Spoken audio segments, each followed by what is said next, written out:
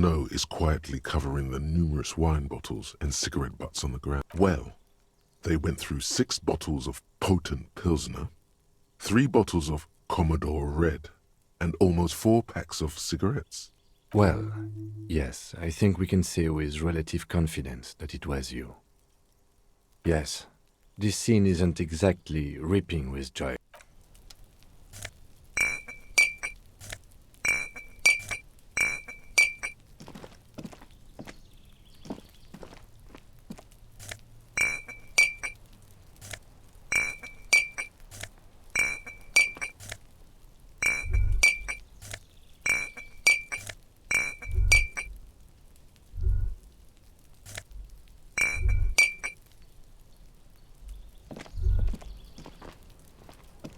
This is the night watchman's booth. The name on the door reads, René Arnaud. You need to rest. Your body is aching. Getting in here has taken something out of you. If you must. But please hurry. Nothing incriminating. It's a black and white. René looks like he's about to smile. Why did you take that picture of René? You're really interested in that old soldier. Not sure I understand your fascination, but sure. The chair is not as austere. Stale air floods through your nostrils. Not a single mote of dust floats inside your lungs, though. The drawers are empty, save for old timesheets and receipts. One small box, however, does hold some cheap painkillers. They are slightly out of date.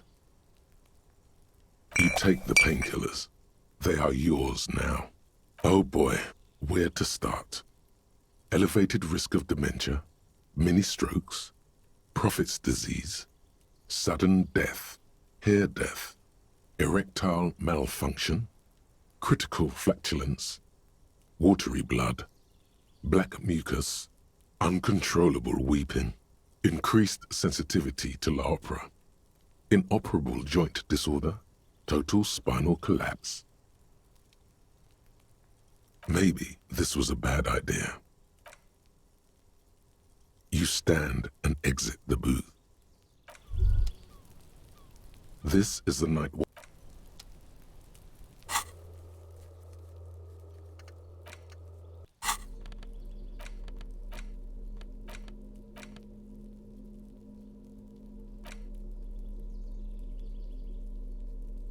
The front of this quarterly journal features a large satirical portrait of the late King Feltherre. From the sides of his head, a pair of white antlers spread to the corners of the cover.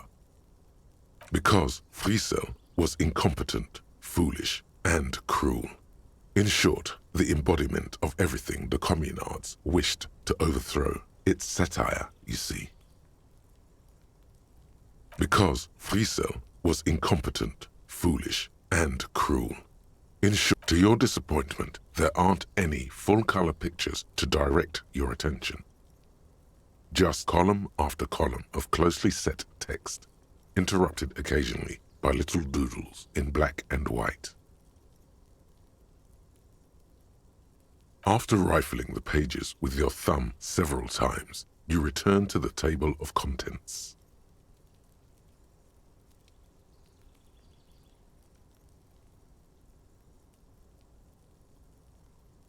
The magazine is divided into several sections: international developments, Kunst und Kultur, and local concerns. Just inside the cover, there's also an editor's note.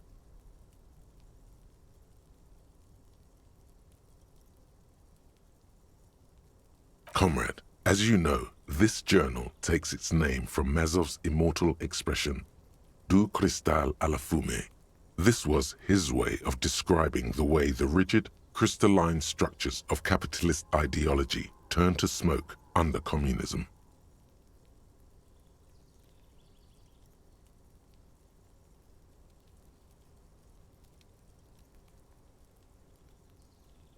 But, like the structures of capitalist ideology, we too are at risk of going à la fumée, unlike many publications which are content to spoon-feed their readers reassuring drivel. La Fumée is committed to telling the radical truth. even when that truth may drive away potential subscribers. Only 4 issues in, and it sounds like they've already alienated their readership. So please, if you value our radical Mazovian perspective on contemporary politics, culture, and international affairs, please consider subscribing today. Yours in struggle, the editors. What do you expect? It was laying around the office of the Debarders Union. They're probably bankrolling the thing. You flip back to the front of the magazine. The table of contents unfolds before you. This section includes a long, tedious critique of the latest round of free trade negotiations between the EPIS nations and the Free State of Semenine. You also skip over an article about heavy fuel oil smuggling along the Messina border, something about bear wrestling in Samara, book riots in Yugograd.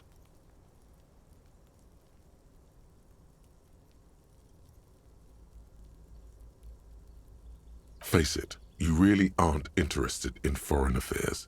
You're not even sure where most of these countries are. You flip back to the front of the magazine. The table of contents unfolds before you.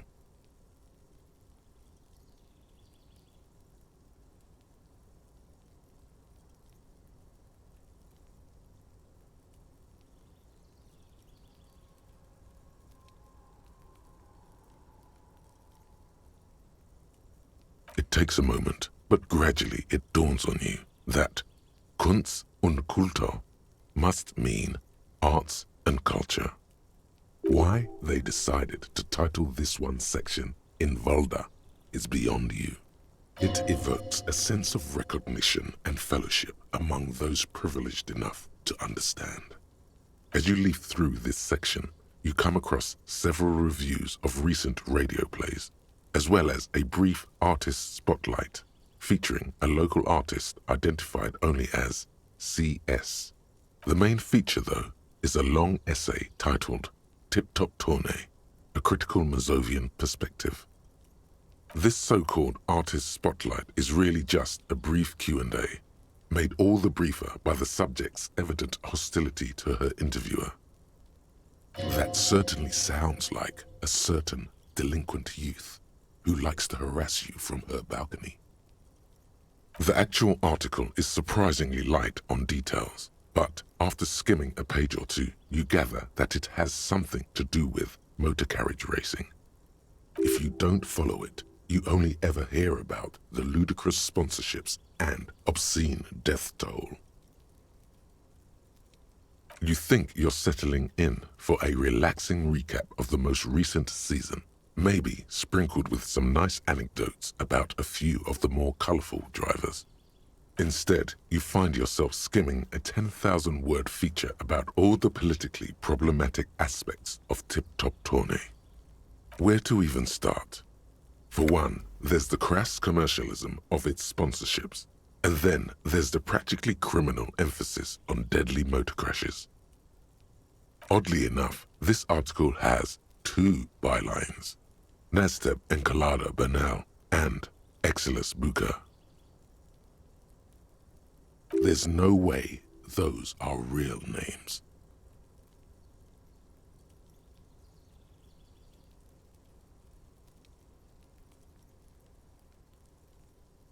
Have you ever met anyone named Exilus?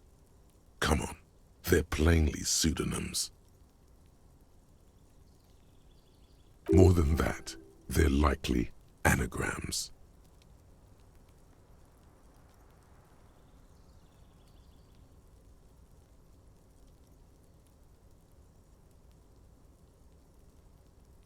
Under capitalism, the article says, every pursuit has its price. Every pleasure, even one as elemental as the joy of racing others around a track, is reduced to an advertising opportunity.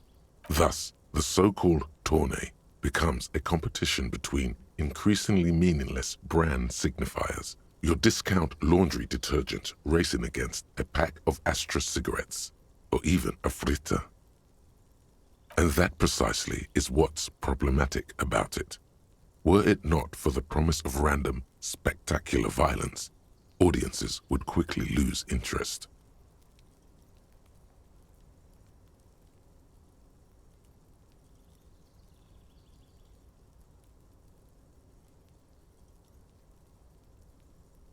At the end of the day, it's the destruction of these 750,000 real racers that you're really watching for. Sure, you think that, but subconsciously, it's the visions of brand names being engulfed in flames that you crave. That's because you haven't been reading critically. But don't worry. The whole point of these sorts of articles is to let someone else read critically for you. Ah, come on. Can this article read your mind? Well, there you have it. No reason to get hung up on the pretentious ramblings of a few young men. If I had to wager, I'd say they've never even seen the inside of a motor, much less a motor race. You flip back to the front of the magazine. The table of contents unfolds before you. Unsurprisingly, much of this section is taken up with articles declaring unqualified support for the dockworkers' strike. You skim the headlines. Paint the harbor red and white. Martinez tames the wild pines. A city in revolt. First we take Martinez, then we take La Delta. Finally, there's a brief article by the writer, G. Martin, accusing the owner of the Capeside apartments of illegally attempting to evict certain communist tenants simply for not having paid their rent.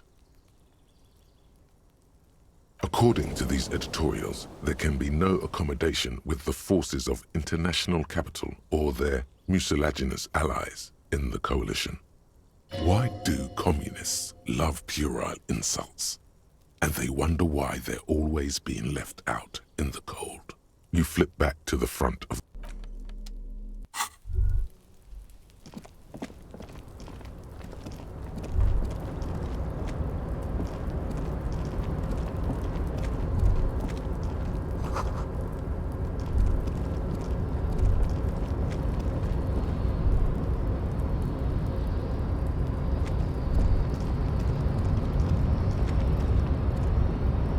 a rusting control panel with several knobs. Marsh. On.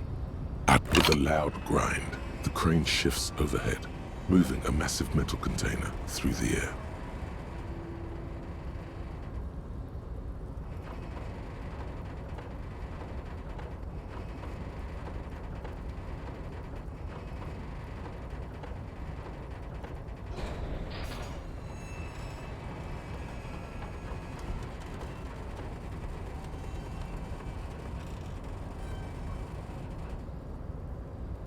And with this crane was built with a purpose, which has now been fulfilled.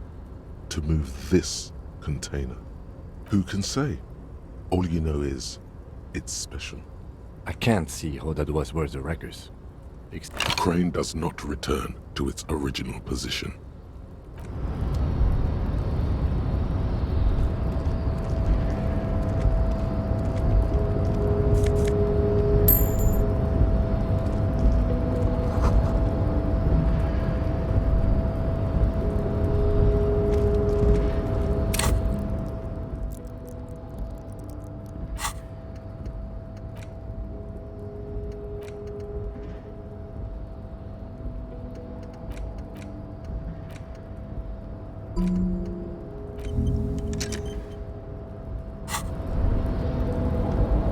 Before you stands a cargo container, just one of many in the yard.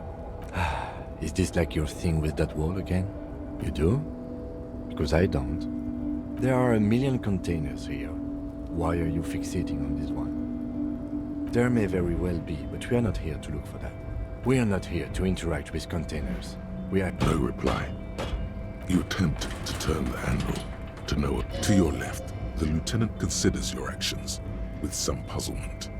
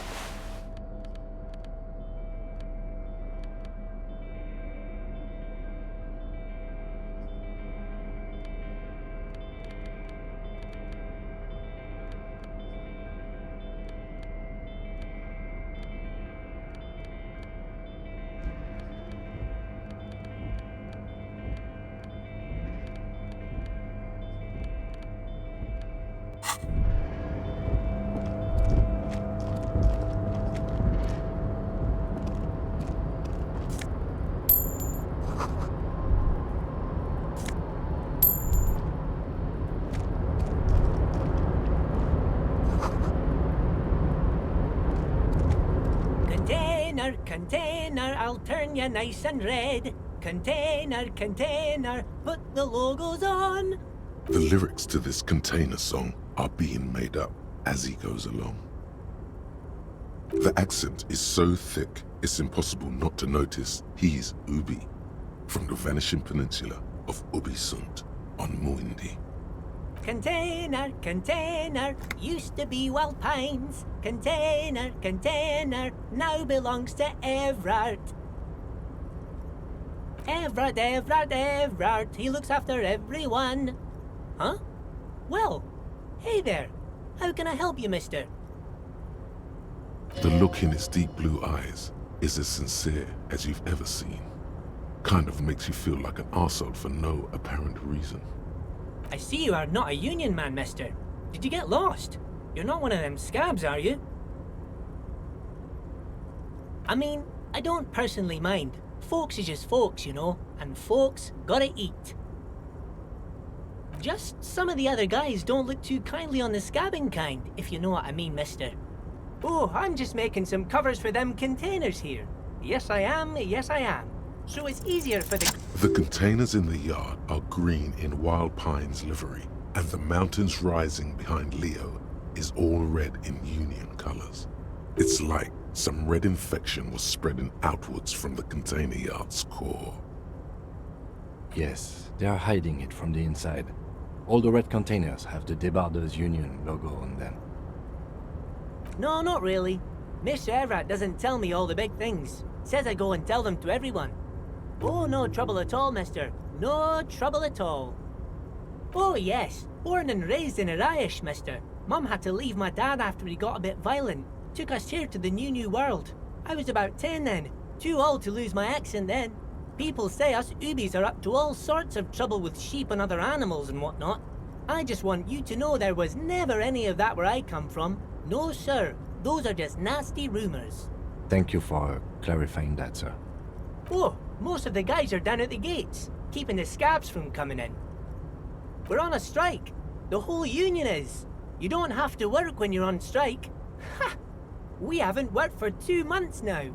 So no one is working? Not everyone is down there, of course.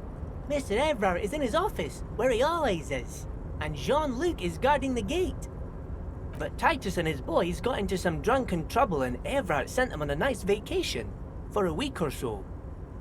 Oh, I'm not really supposed to talk about that. That's union business. Him and his boys stirred up something in town. Probably drank too much and got into a fight or something. I heard Mr. Everett telling them to take some time off. Don't go all bad cop on this simple, friendly fellow. I guess the boys got a bit too rowdy and had to let out some steam. I don't really know the details. That's just how boys are, you know. I haven't been in a fight since I was in middle school. Easy, Leo. Let's keep this on the hearties. Too late. Now he's talking about some drunk sawmill. Yes, yes. Everybody needs a job, and this is mine. I'm Leonard, by the way. Leonard Bellick. But everyone calls me Leo. I'm like Mr. Everett's right-hand man when Mr. Edgar is out of town. And Mr. Edgar's right-hand man when Mr. Everett is away. Actually, Miss Beaufort is the right-hand man, but she's a lady. Who is this, Miss Beaufort? A real pretty lady with a skin like those Douai Sucre candy bars my missus likes so much. Them are real nice to suckle on once the dinner is done and me and the missus sit down beside the radio. But I can't listen to the radio all the time. There's so much to do around here and I'm always busy keeping things running here. Yes I am, yes I am. Stay on this Miss Beaufort topic. Oh, Lizzie, she is a real sharp tool. Mr. Everett put her through some fancy school and everything, east of the river. 4 years she was gone, and when she came back, she was all fancy and lawyerly. But she's a real nice girl. Grew up in this here neighborhood, knows everybody and gets along with everyone. Real pillar of the community one day, I'm sure. For a fraction of a second, there's sadness in his eyes. If me missus and me was to have a child, I'd be real happy if she turned out like her. But she can't have kids. Dr. Lemaitre said so, and she knows about such things. Been a doctor for almost 50 years, she has. Law school? Could she be talking about the union fixer? Looks like it. I'm not sure what a fixer is, but she is a real nice girl. Smart as a whip, too. Oh, that one. That should be empty as far as I know. Lots of containers here have nothing in them. They're just waiting to be loaded up. Told you. Oh, you want Mr. Everard then? He's an awfully nice fellow, he is. Him and his brother are both nice fellows. They've lived their entire lives in this here neighborhood. Guys like Mr. Everard and Mr. Edgar, his brother, are real good guys. Made Martinez what it is today. Mr. Everard and Mr. Edgar and I went to the same school we did when we were boys. Patience. Deep down you have the mental power to keep listening. Not many would, but you do. Had an arithmetics teacher, Miss Bellows. Her real name was Miss Bellams. She was a real pretty lady, but when she got mad, all the boys liked her, if you know what I mean, mister. We used to sneak in her yard in the dark and peek through the window. One time we saw Miss Bellows with a fellow. Yes, we did, mister. Them was naked too. That's all I got to say about that. Thank you. Almost forgot. Mr. Everard is in that container over there. Bye-bye now.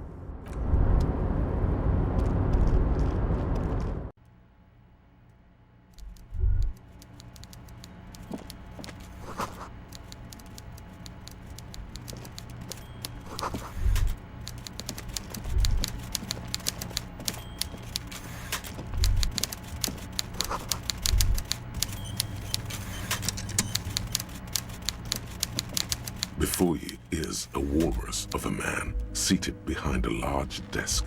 He looks up from his work, not the least bit surprised to see you. With great effort, he straightens himself up in his chair, yet says nothing. He simply stares at you. A typical power play. Wait for him to speak first. Show him you've got a backbone. The one good eye of this man fills you up without even flickering. The other, his lazy eye, is constantly moving like a goldfish in a tank. Amblyopia, a childhood condition. For a moment, you don't know where to look. It is unbearably humid in the trailer. Beads of sweat slide down the man's forehead. At first, nothing happens. His face wears a wide and self-satisfied smile. Every now and then, he smacks his big lips. Like a general over his maps, he plots his moves. Judging by the way he's licking his chops, it's going to be a good one. So... Mr. Dubois, Mr. Kitsuragi, how nice that you found a moment to pay a visit to the Debardairs Union. I'm Everard Clare, head of this little operation here. Please, have a seat. You go ahead, detective. Whatever he has in store for you, forget about that. What's with this Dubois stuff? Please, Mr. Dubois, let us converse. It's nothing. Yes, that's probably right. It's nothing. He's trying to throw you off your game with this Dubois nonsense. Don't give him the pleasure. Excellent, Mr. Dubois. I can see that you are a reasonable man, and reasonable men can be of great use to one another. So tell me, how can the head of the Debardairs Union help a representative of the Revachol Citizens Militia today? The chair you're sitting on has got to be the most uncomfortable chair in the world. It's violating your backside.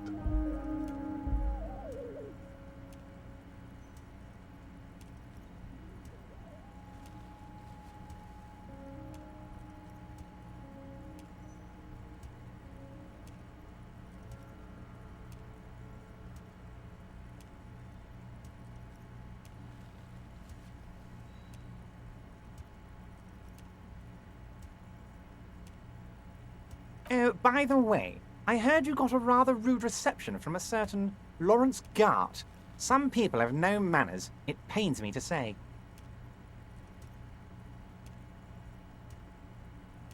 This should take care of that nonsense. It should be sufficient to cover your expenses for a few days and patch over your differences with the cafeteria. Hey, that's 25 real. That's good money. Owe him for? This. Yes, I know Lawrence.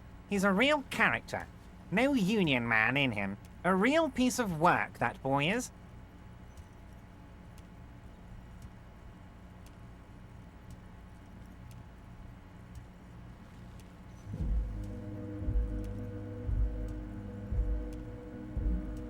With a grin, he points to the checker game.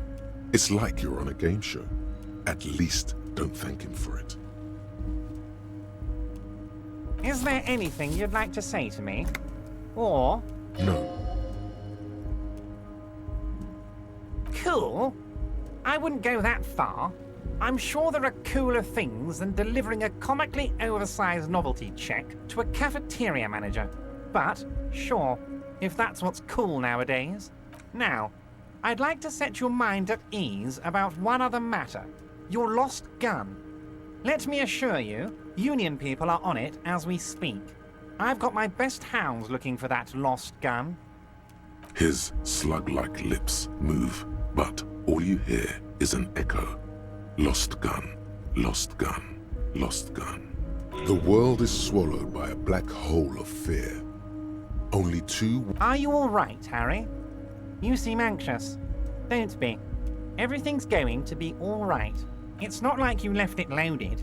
You didn't lose a loaded gun. Local children aren't out there playing with it right. Officer, we will deal with this later. I wouldn't be so sure about that. God, you're sweating. Your knee is jerking. You're about... Mr. Dubois, What is this, Mr. Dubois? He keeps repeating. What is he trying to pull here? You need to cool the fuck down. Mr. Dubois, Mr. Dubois, Harry! While Everard is distracted by your odd behavior, the lieutenant's eyes are mapping everything around you. Mr. Dubois, are you okay? Maybe you could use your hands somehow, in a kind of throw-in motion. What an odd demonstration of... you got me, Harry. I don't even know what. As entertaining as it was, I'm afraid we're wasting our time. And I'm an extremely busy man, as I'm sure... Okay, enough. We are... Quick, here's your window. It is about time to stop embarrassing yourself. Questions will help you regain some of your lost dignity. Of course. Let us dispatch with the formalities. You call me Everard, I call you Harry. My God, so it's true. I didn't want to believe it, but you are a fantastic science fiction amnesiac cop, aren't you? What are the odds of that? I think the odds of that are very low. I assure you, there's nothing to be ashamed of, Harry. You're among friends, and the good news is... I have a big fat folder on you, Harry. I'm sure you have a lot of questions to ask.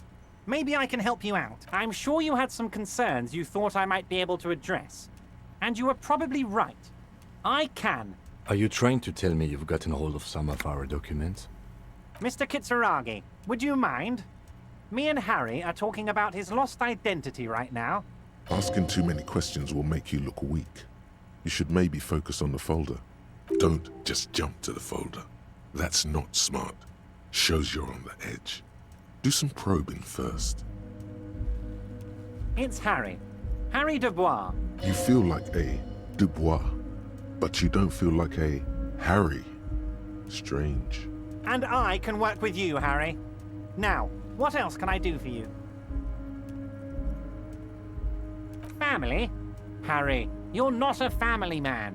There's not one peep of family in here. Unless you think you're a family man. Do you? Well, yes. I'm sure you're going to make one little boy or a girl very happy and proud one day, Harry. Well, Harry, if I were to sum you up in one word, it would be apologetic. Well, you sure come off as very confident in all our interactions, Harry. You're a this? My friends in your organization gave it to me, Harry. I find that very suspicious. May I have a look? I'm afraid this is meant for Union eyes only, Mr. Kitsuragi. As you look at the folder, Everard covers it with his hand and pets it. He's hiding it from you because it's not a real RCM folder. It's just another one of those brown folders you saw in the file cabinet. Okay, Harry, you got me. This is from the Census Bureau, not the RCM. Those Census Bureau people are absolutely corrupt. You should do something about them. He got the name from the Census Bureau, and everything else from your actions here in Martinez. Yes, Mr. Kitsuragi from the Census Bureau. Like I said, now I'm actually a very busy man. So is there anything else I can do for you, Harry? That means he doesn't really know anything about you. A pity. The mystery of you will have to remain a mystery for the time being. Yes, that's what I said. Try to keep up, okay? Let's move on. You've got a lot of spirit clearing up the drug problem alongside this murder. I'll talk to the mayor and see if I can get you the key to the city, Harry. Now, let's talk real business. Actually, Rivershell doesn't have a mayor. Not even a speck of anger in his voice. That's that then. Honestly, I didn't want to bring it up, Harry. I heard you have become Measurehead's race pupil.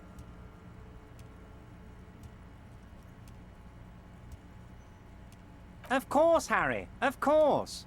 You're not some kind of a fantastic racist now, and rest assured, no one's gonna hear about it. No one's gonna know what you did with race there, Harry. Your race bonanza is safe with me. Word of how racy it got will never leave Martinez.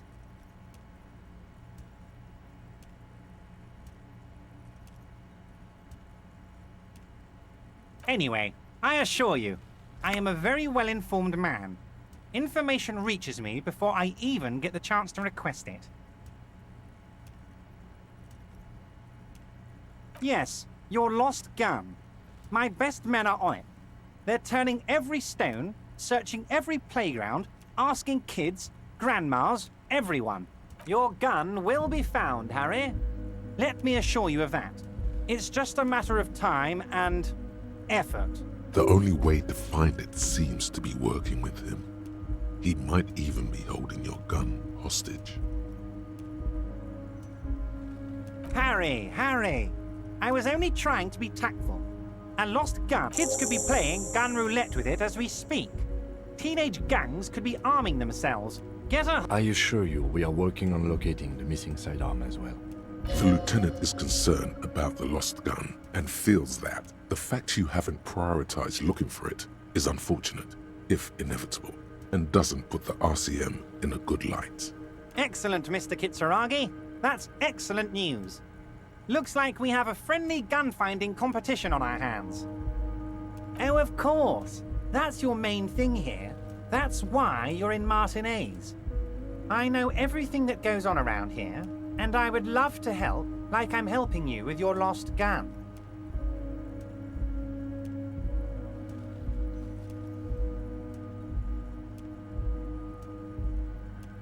I mean, it's no secret that the lynching is connected to the strike.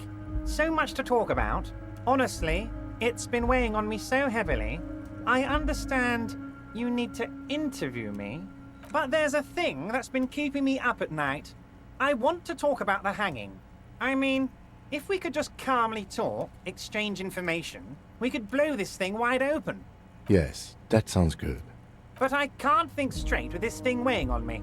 You're police officers, aren't you? I'm not sure I understand. If you're asking us to break down someone's door, it's not going to happen. Come now. I just need you to go open a little door for me and leave it unlocked. A simple thing. Absolutely nothing shady about it. The stars aligned into a cosmic frown here. He has your fate decided. Bide your time, however, and let the stars continue their course, and that frown shall turn into a smile. Only if you play along. Harry, I'm a very busy man, and more importantly, I don't have that extraordinary physique you do. You look like you could run around all day. You want to send someone a message that the police are working for you. I repeat, I'm a very, very busy man, Mr. Kitsuragi, and therefore I must occasionally enlist outside help. So, Harry, my dear friend, I am what people call Oh, no one's. It's just a weasel. A loud blabbering. Just go there. Of course, Harry. Perhaps this was just bad timing for you. Yes, we both understand. This may be the only way, he thinks. I won't hold it against you. In fact, we probably should reconsider later. Oh, that's very nice. One thing I want to make very clear, Harry, is that this is not some kind of union versus corporation situation. Everyone is just pals here. We're all trying to do what's best for Martinez. Don't feel like you can't cooperate with her because you and I are such good friends and I'm helping you find your lost gun. I'm not... Whoa, that's so nice of him. Suspiciously nice. I'm just a nice guy, Harry. I wouldn't be where I am now if I wasn't nice. Politics is all about emotions, and I want you to have positive emotions when you think of me. Vanished? Harry, the woman left her casserole in the oven and couldn't make it here in time for the voting. Oh, did I leave my casserole on? Better go home and check. The election can wait. When she got back, the whole thing was over. Wait, there was no mention of a casserole from Joyce. Harry, Harry, Harry. Do not fixate on this little matter. Maybe it was a rabbit stew, or a hairdryer, or an iron. That much is true.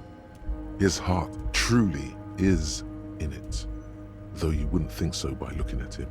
If it's spilled blood you're looking for, then there certainly isn't any in his expression or demeanor now. What do you mean, Harry? Nothing. I let him go. He's an old man, Harry. I wanted him to spend more time with his family. God knows how long he's got left. Harry, I have little people in my organization.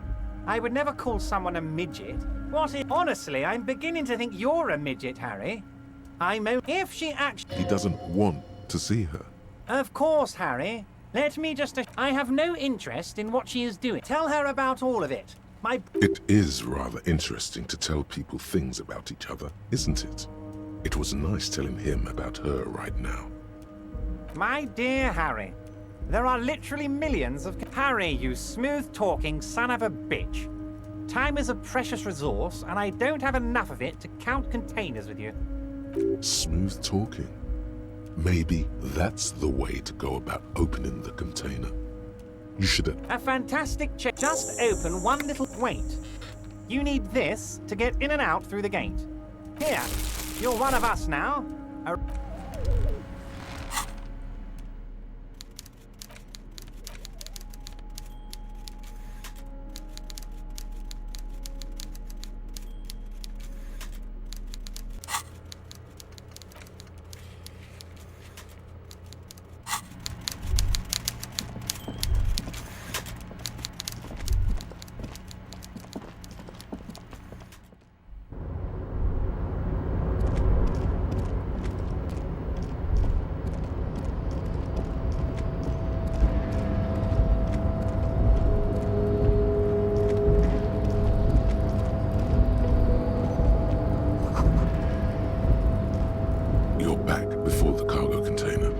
Its drawer has not lessened since you were last here. If anything, it seems to have grown slightly.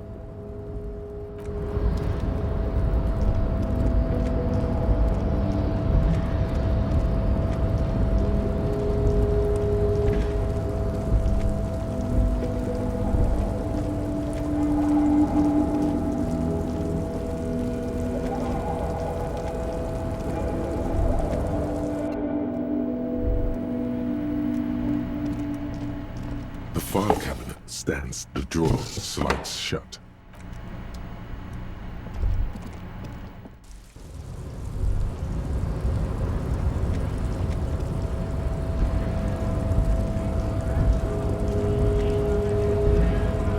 So, how'd you like our harbor? It's but a rest area on the path leading across open plains. Right. You talk to the boss, eye to eye, like men of the plain. If you have any more questions, I'm set to talk. The mercenary, eh? Who could have killed him? That's indeed the question. Why even do such a thing? What a thought! Why would noble workers resort to such a thing? Unless they were pushed, of course. Your dead guy was an enemy combatant. He was an agent of the opposition, attempting to undermine our honorable efforts. I ain't the murdering type, but that's just me. Large organizations like our union have all sorts of men. Understood. This has been of limited... No problem. I wish the best to you in your search. Sure, I'm glad it's not my search. A key, huh? What door is this key supposed to open? Of course, I got you. You don't know anything. I got that key right here. And let me tell you, it's mighty good of you to help us out during the strike. Working class solidarity, as they say. Oh, so the none of the above type, are you? I get it. I like to keep my distance too. But it doesn't matter. It's a good thing you're doing. What you're looking for is a basement door behind the greenhouse. That's behind the Whirling in Rags. That's all I know. Our organization is what you call compartmentalized. Means we keep out of each other's business. Okay, but where did you get the key from? The janitor gave it to me. Nice fella. We talked about life and things that really, truly matter. None of this mess we're in. This jiving and juggling. What's it for? To feed our children, I guess. I'm more of a philosophical dock worker. I like to talk about the big picture stuff. Who I am, who you are, what we are fighting for. Who he is and what they're fighting for? This is interesting. Los Ardis? They're an independent militant group. A bit too high-strung, but it comes with the responsibility. They're sort of like you. Preserve the rule of law and all that. Except it's Everard's law. But really, they're just like you. Is he actually comparing you, an officer of the law? Why not? Must be nice being something else for a change. The rest of us are just folks. We're negotiating our share. Aye. This stuff, they already covered. The wolf always wants more. I like wolves. All of it.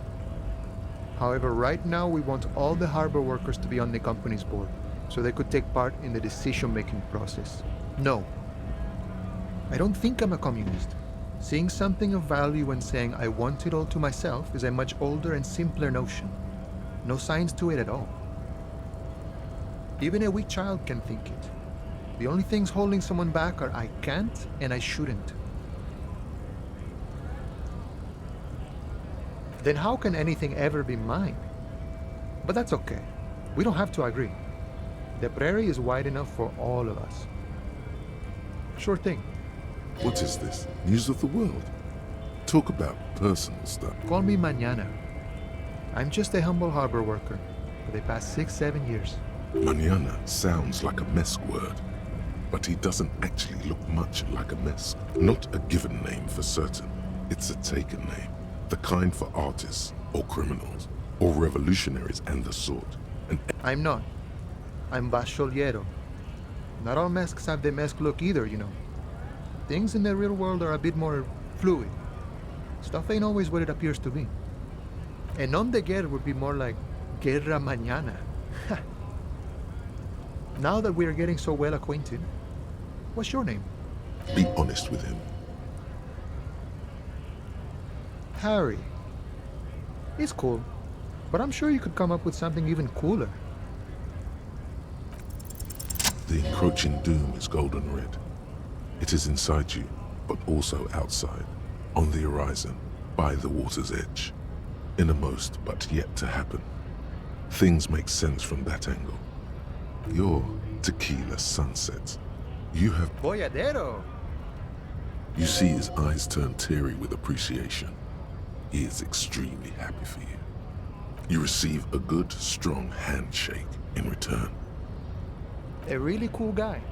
It feels like there's an entire history behind the word. But it doesn't really matter. You got it. You know what it means. Like me and you. Exactly so. The idea of alcoholic swill sloshing around in your bloodstream feels fairly unappealing. And then we might go wild together, which sounds fun. But I guess I have a strike to watch. So, anything else you wanted to discuss, Boyadero?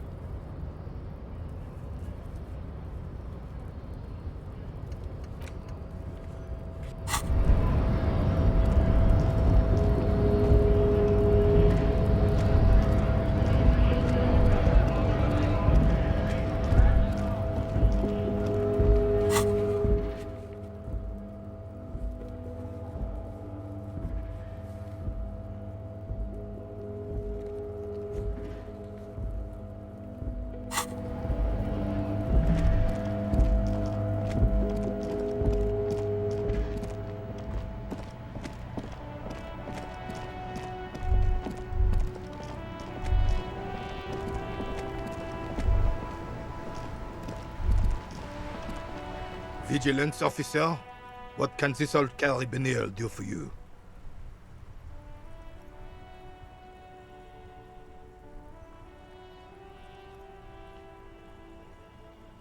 Yes, the Debardeurs Union pays me to stand vigil during the nights. Not out of any political allegiance, mind you. I'm an old man. Don't sleep more than a few hours every night anyway, and money is tight. He feels like he has to justify himself for some reason. Yes, it does. Unfortunately, I wasn't working that night. Been on a 2-week leave since last Monday. It's a private matter. Nothing to do with your investigation. You see, officer, René is the kind of man who'd rather die than admit he needs medical assistance or, God forbid, sick it. A real man's man is just gonna ride it out. I'm fine, goddammit. Mind your own business. No one. The boss has been unmanned since last Monday. There's no other guard. It's just me. No one has been guarding the container yard since last Monday. Yes. It's not actually an issue.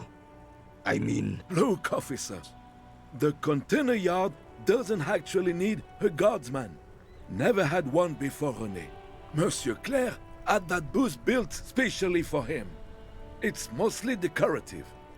The possibility of someone being in there is enough to discourage any ill-minded individuals.